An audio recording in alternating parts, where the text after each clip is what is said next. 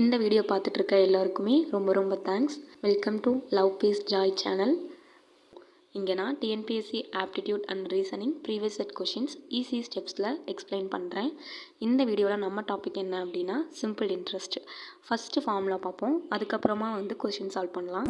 Simple இன்ட்ரெஸ்ட்டோட formula, அதில் ஒரே ஒரு ஃபார்முலா தான் இருக்கும். அந்த ஒரு ஃபார்முலாவை நம்ம நல்லா ஞாபகம் வச்சுக்கணும். SI equal to PNR/100. இதில் எஸ்ஐனா என்னது, பினா என்னது, என்னா என்னது, ஆர்னா என்னதுன்னு சொல்கிறேன். அது ஃபஸ்ட்டு தெரிஞ்சுக்கோங்க. எஸ்ஐ அப்படின்னா சிம்பிள் இன்ட்ரெஸ்ட். சிம்பிள் இன்ட்ரெஸ்ட்னா என்னது, தனி வட்டி.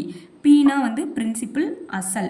என் அப்படின்னா நம்பர் ஆஃப் இயர்ஸ், அதான் காலம் அப்படின்னு நான் எழுதியிருக்கேன். இது டேஸ்லேயும் கொடுப்பாங்க, மந்த்லேயும் கொடுப்பாங்க. அதை நாம் இயருக்கு கன்வெர்ட் பண்ணிடணும். ஆர் அப்படிங்கிறது ரேட் ஆஃப் இன்ட்ரெஸ்ட்டு, வட்டி வீதம்னு தமிழில் சொல்லுவோம். பர்சன்டேஜ், கொஷினில் பர்சன்டேஜ்னு மென்ஷன் பண்ணியிருக்கிறது தான் ஆறு. அடுத்து ஏ அப்படிங்கிறது அமௌண்ட்டு. அமௌண்ட்னா என்னது, மொத்த தொகை. இப்போ இந்த அமௌண்ட் என்னது அப்படின்னா அசலையும் தனிவட்டையும் ரெண்டையும் சேர்த்துறது தான் amount. A equal to B plus SI. SI equal to PNR/100. இந்த எஸ்ஐயை நான் இந்த இடத்துக்கு பதிலாக சப்ஸ்டியூட் பண்ணுறேன். அப்போ பி ப்ளஸ் PNR/100 வரும். இப்போ பியை காமனாக வெளில எடுத்தோம்னா 1 ப்ளஸ் NR/100. இதுதான் டோட்டல் அமௌண்ட்டோட ஃபார்முலா. ஆனால் நீங்கள் இதை மெமரைஸ் பண்ணணும்னு அவசியமே கிடையாது. இதை மட்டும் நீங்கள் ஞாபகம் வச்சுக்கோங்க.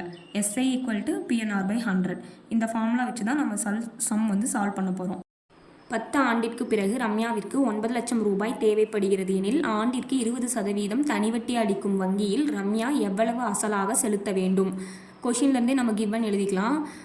10 ஆண்டுகள் அப்படிங்கிறது தான் எண்ணு. ஆல்ரெடி ஆண்டில் கொடுத்துருக்கறனால நம்ம இதை எதுவுமே சேஞ்ச் பண்ண தேவையில்ல, அப்படியே வச்சுக்கலாம். அடுத்து 9 லட்சம் அப்படிங்கிறது ஏ, 20% தான் ஆர். தனி வட்டின்னு தான் கொஷின் கேட்டிருக்காங்க. அப்போ தனி வட்டிக்கான ஃபார்முலா நம்ம எழுதணும். அடுத்து அசல் தான் நம்மளோட கொஷின், பி தான் கொஷின் மார்க் போட்டிருக்கேன். இங்கே ஆல்ரெடி கொஷின் நமக்கு என்ன கேட்டிருக்காங்கன்னா மொத்த தொகை யூஸ் பண்ணியிருக்கிறதுனால நான் மொத்த தொகைக்கான ஃபார்முலாவை எழுதுகிறேன். அதுக்கான formula A equal to SI plus B.